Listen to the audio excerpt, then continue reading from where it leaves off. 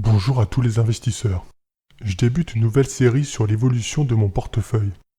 Je vous montrerai toutes mes positions actuelles, ainsi que mes mouvements effectués dans la semaine sur les marchés financiers. Je tiens à préciser que cette vidéo n'a pas pour but de vous inciter à investir sur les marchés financiers. 70% de réussite en pleine crise.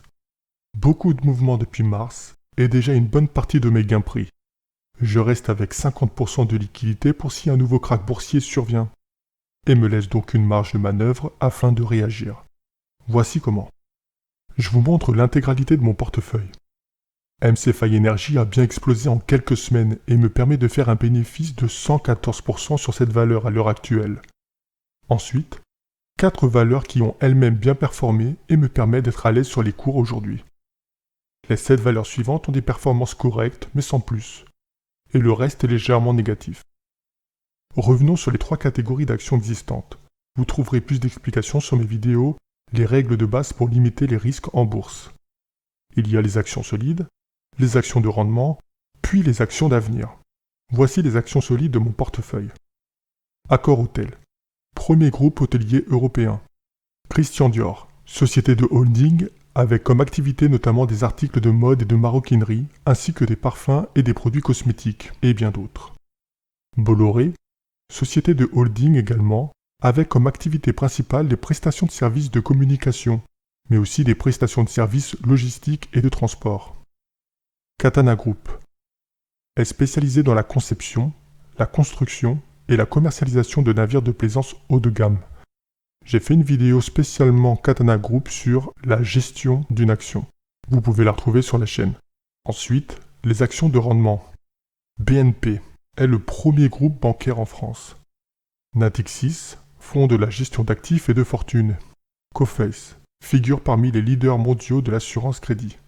Klépierre, acteur majeur de l'immobilier de centres commerciaux en Europe. M6 Métropole Télévision figure parmi les principaux groupes audiovisuels français. Et pour les actions d'avenir, donc MC Faye Energy, qui est spécialisé dans la fabrication et la commercialisation d'équipements de production et de stockage d'hydrogène sous forme solide à partir de l'électrolyse de l'eau. Verimatrix est un fournisseur mondial de solutions de sécurité et d'analyse qui protège les appareils, les services et les applications sur de nombreux marchés. Global EcoPower recherche, élabore, conçoit, développe, finance et construit des projets écologiques à énergie positive qui mettent en œuvre des produits à haute valeur ajoutée et des énergies renouvelables, notamment éoliennes ou photovoltaïques. Immersion figure parmi les leaders européens du développement de technologies 3D immersives et collaboratives de réalité virtuelle et de simulation visuelle à destination du monde de l'industrie et de la recherche. Plastic Omnium est le leader mondial des systèmes de carrosserie intelligents, des systèmes d'énergie propre et des modules pour l'automobile. Prodway est parmi les leaders européens de l'impression 3D à destination des industries aéronautiques, spatiales, médicales, dentaires, automobiles, etc.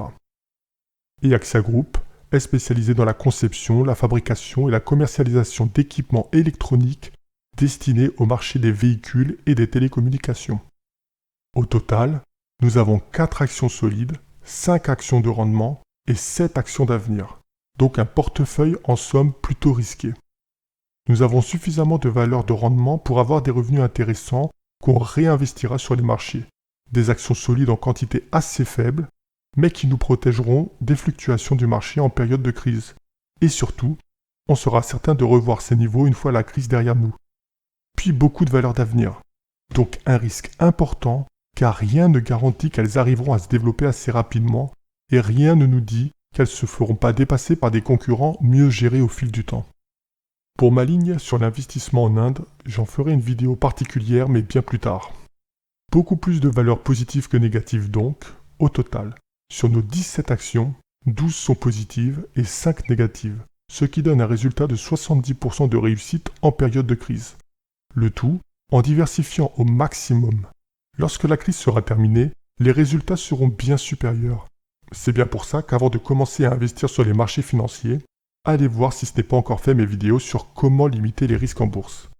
Chaque week-end, vous aurez un récapitulatif de mes mouvements, les semaines très bonnes comme mauvaises, et vous verrez que l'investissement même s'il peut être négatif sur plusieurs semaines, se joue sur la durée et que si on fait les choses correctement, en respectant les règles de base, on sortira grand gagnant sur la durée. Si vous avez aimé cette vidéo, n'hésitez surtout pas à mettre un like, à vous abonner si ce n'est pas déjà fait, puis je vous dis à bientôt pour de nouvelles vidéos.